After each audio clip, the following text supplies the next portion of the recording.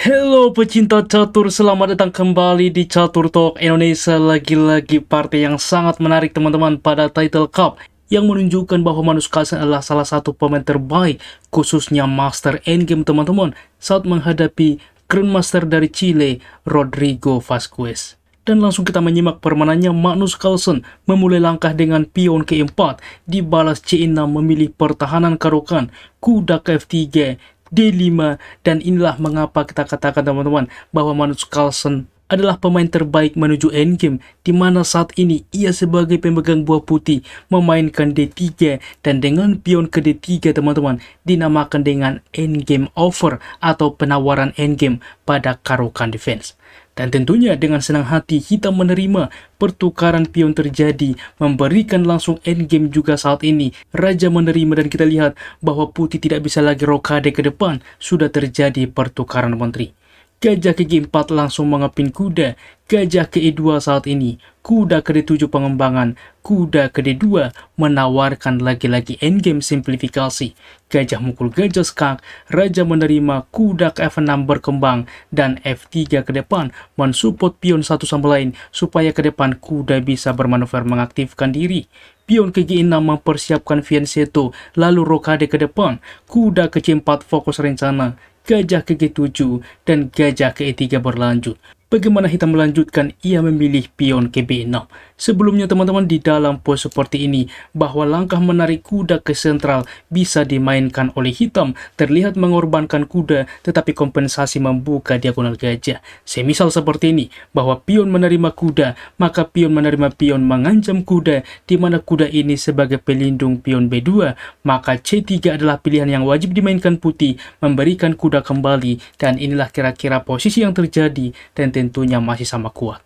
Akan tetapi yang jadi pembeda ketika dimainkan di dalam posisi dengan pion ke B6, maka berlanjut dengan A4 saat ini, menyerang tentunya outpost ke depan terus melaju inisiatif dengan membongkar pion ke A5. Dan beraninya Grandmaster Vasquez, ia tidak rokade sayap raja teman-teman, tetapi ia memberikan tantangan walaupun ini ada bongkaran ke depan, memilih rokade sayap menteri. Dan ini yang ia mainkan. Kuda B ke D2 mengaktifkan diri, kuda ke E8 saat ini membuka diagonal gajah, C3 berlanjut, dan kuda ke C7. Kuda ke B3 mengaktifkan diri ke sentral ke depan, C5 mencegah, dan pion ke A5 membongkar posisi.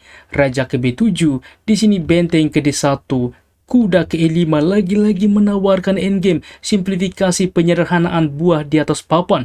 Kita lihat bagaimana hitam Grandmaster Rodrigo menantang kembali bagaimana endgame Magnus Carlsen. Maka benteng memukul benteng saat ini pertukaran, kuda memukul kuda pertukaran, dan F4 mengusir gajah. Gajah mundur ke G7, G4 saat ini teman-teman. Kita lihat bagaimana menguasai baris kelima. Kuda ke B5 dilanjutkan manuver ke depan mengancam pion. Kuda ke D2 begitupun dengan putih. Benteng ke H8 saat ini mendorong pion ke depan. Kuda ke F3. H5 berlanjut. Tentunya G5 menutup posisi. Kuda ke D6 mengancam pion. Di sini kuda ke D2 mensupport. Juga ke depan pion ke H4. Inilah struktur pion yang coba dibentuk Magnus Carlsen ke depan. Benteng ke D8. Raja ke F3 membantu juga pion supaya kuda bisa berkembang atau aktif. Di sini benteng ke D7 dan H4 betul saja teman-teman. Pion ke E6 saat ini. Benteng ke A4 mencoba mengaktifkan diri. Benteng ke 8 langkah tunggu apa yang harus dimainkan oleh putih. Raja ke E2, benteng ke D7, raja ke F3 mengambil juga waktu teman-teman. Mencoba juga saat ini memikirkan apa yang bisa dimainkan. Benteng ke 8. Di sini apabila kembali benteng juga kembali akan imbang. Magnus Carlsen menolak dengan kuda ke F1 mencoba mereposisi diri.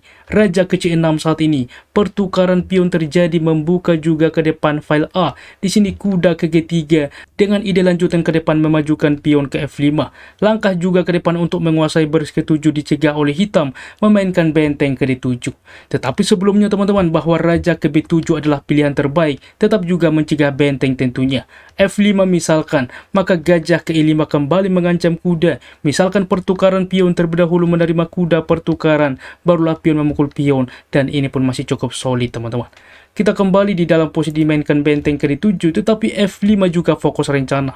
Sebelumnya benteng ke A8, manuver ke depan untuk ke G8 mengancam gajah, sedangkan terlihat posisi gajah ini terjebak adalah pilihan yang bisa dimainkan oleh putih, tetapi F5 dilanjutkan, maka gajah ke E5, gajah ke F4. Saat ini pertukaran simplifikasi terjadi, pertukaran juga pion terjadi, benteng ke E7 menguasai file terbuka, menutup juga akses bagi raja untuk bermanuver ke file E. Benteng ke A8 saat ini, benteng ke E1, pertukaran lagi-lagi pion terjadi, benteng ke G8, dan benteng ke E6 mensupport pion. B3 dimainkan, lagi-lagi mengambil inisiatif, mengambil juga pola serangan, membentuk serangan ke depan.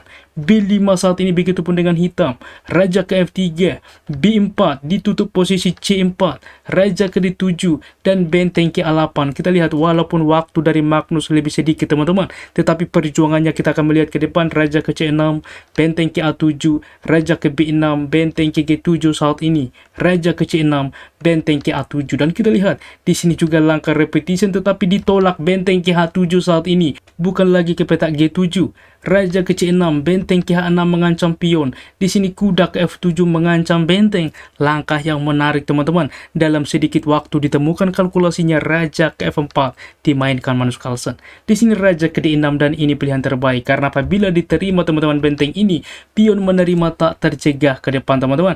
Raja akan ikut membantu permainan, kuda juga ke depan akan ikut teman-teman. Sebagai contoh, benteng ke E7 menghentikan pion misalkan, kuda ke sentral bisa dimainkan, benteng ke H7 mengancam pion, masalahnya raja ke G5, benteng ke H8 menerima pion, maka pion ini pun ke depan tak terhentikan promosi teman-teman.